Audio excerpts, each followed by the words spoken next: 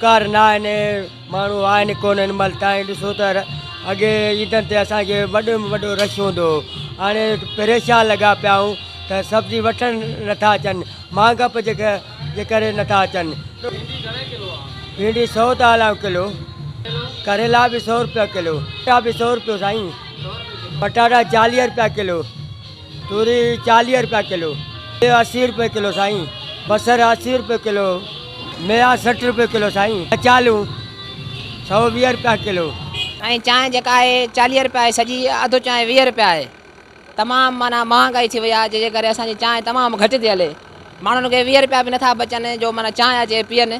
तमामु महांगाई थी वई आहे। सिंध गवर्नमेंट खे तव्हां अपील था कयूं त महिरबानी करे थोरी सस्ताई बि कयो त जे माण्हू खाई पी सुकून था सघनि। थी सघे सस्ताई बि कयो, नौकिरियूं पाण वटि क़ाबू कयो। साईं खीर पती जेका हलाईंदा हुआ पहिरियां इहा 280 में हूंदी हुई, जॾहिं खां इमरान खान चढ़ियो त 600 में थी वई साईं अधु किलो।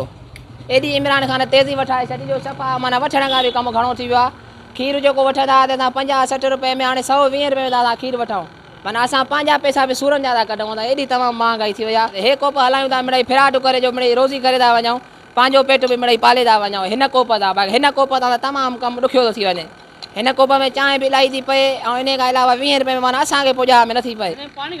पाणी बि तमामु भरणो था मिलायूं त बि पूरी कान्हे का ॻाल्हि सचो सिधो चइबो बाबा।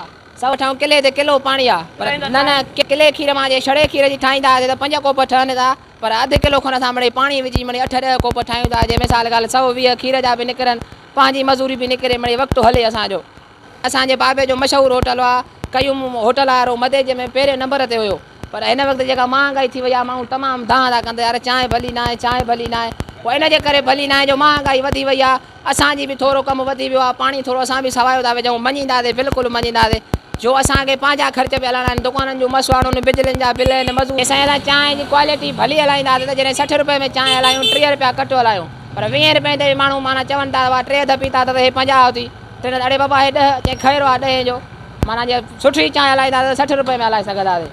माना अधु कोप जेको थींदो उहो 30 रुपए में थींदो, सॼी चांहि 60 रुपए में थींदी। सुठी क्वालिटी सां नथा हलाए सघूं, महांगाई थी वई आहे तमामु, पती त तमामु महांगाई थी वई आहे। खंडु जेका असां 40-45 रुपए में वठंदा हुआसीं उहा सोचे 90 रुपए में था वठूं। इन ॻाल्हि जा दुकानदार बि शायदि हूंदा, हर रोज़ु 18-19 जी खंडु पती था साड़ियूं, 2-3 हज़ारनि जो खीर थो अचे, माना ज़ोरीअ वञे को असांजो बि को 500-1000 ठहे थो। एॾी माना तमामु महांगाई थी वई आहे। महांगाई महिरबानी करे असां सिंध गवर्नमेंट खे अपील था कयूं त बाबा ग़रीब ऐं जेतिरो थी सघे हथु हल्को रखंदा अचो, कुझु पाण खाओ, कुझु मिड़ई आवाम खे बि खारायो। हाल आहे हर कंहिंजो अॼु महांगा पए, खीर सही छो न आहे। जेको 5 रुपया भरींदो तंहिंजो खीर सही आहे, किथे सही थो अचे, किथे पाउडर थो अचे, किथे कीअं थो अचे, काई खीर जी ख़बर कोन्हे का।